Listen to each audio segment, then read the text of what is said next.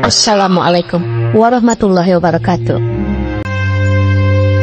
Kisah kali ini kita akan menceritakan tentang seorang mukmin yang bertemu bersama Dajjal.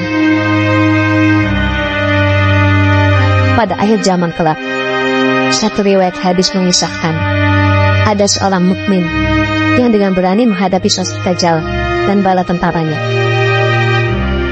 Kisah ini diceritakan langsung oleh Rasulullah SAW dalam hadisnya.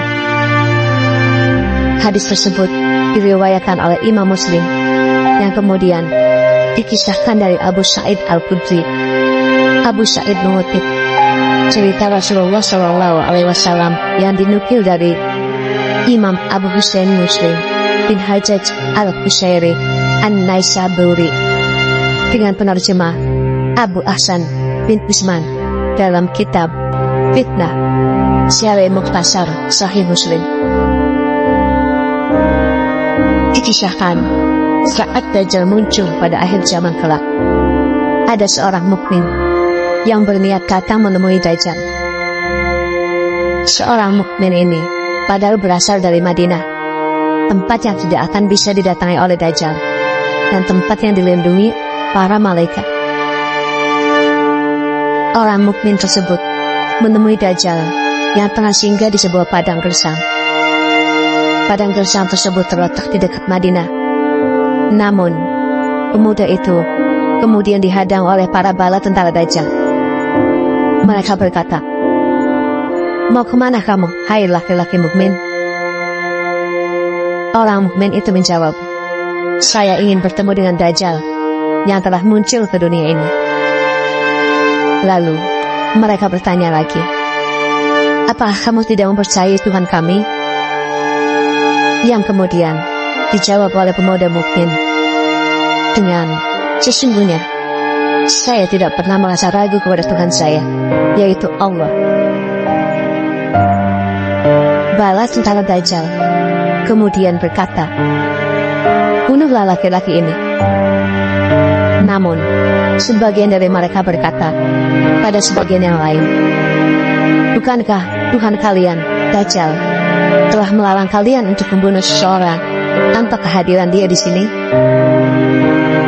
Akhirnya, pasukan pengawal Dajjal itu pun membawa sang lelaki mukmin kepada Dajjal. Ketika laki-laki mukmin itu melihat Dajjal, hal pertama yang dilakukannya adalah mengingatkan sosok Dajjal yang pernah disebutkan dalam hadis-hadis Rasulullah SAW pada orang-orang yang berada di sana. Ia berkata, "Hai sekalian manusia, sesungguhnya ini adalah Dajjal yang pernah diceritakan Rasulullah SAW kepada kalian." Lalu, Dajjal akhirnya memerintahkan anak buahnya untuk membelenggu laki-laki itu. Setelah dibelenggu, Dajjal mulai berkata, "Hai anak buahku, siksalah laki-laki itu dan belahlah tubuhnya." Setelah disiksa sedemikian rupa, sesuai dengan perintah Dajjal, Dajjal kembali bertanya kepada laki-laki mukmin tersebut.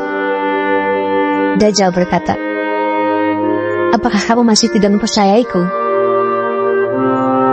Tanpa ragu, pemuda mukmin itu menjawab, "Saya semakin yakin bahwasanya kamu adalah Dajjal si pembohong besar."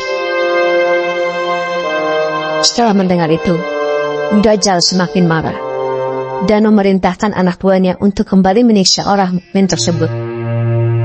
Siksaannya lebih kejam dari yang ia perintahkan sebelumnya. Lagi-lagi, Dajjal bertanya, "Apakah kamu akan mempercayaiku sebagai Tuhan?" Kemudian, dijawab lagi pertanyaan Dajjal itu oleh orang mukmin tersebut. "Saya semakin yakin bahwasanya kamu ini adalah Dajjal sang pendusta."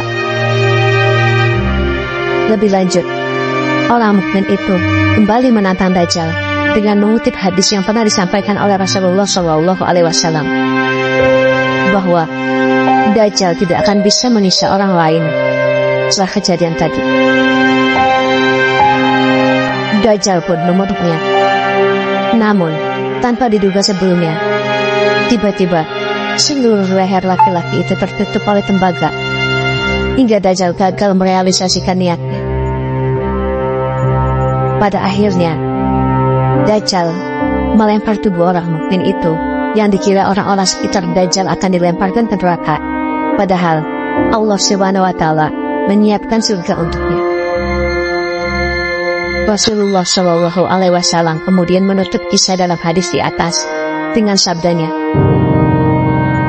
itulah orang yang paling agung kesaksiannya di sisi Allah, Tuhan semesta alam. Hadis riwayat Muslim. Sejatinya, hadis di atas menunjukkan bahwa senjata paling utama dalam menghadapi segala bentuk fitnah Dajjal pada akhir zaman kelak adalah penguasaan ilmu agama diiringi dengan iman yang kuat. Wallahu a'lam bishawab.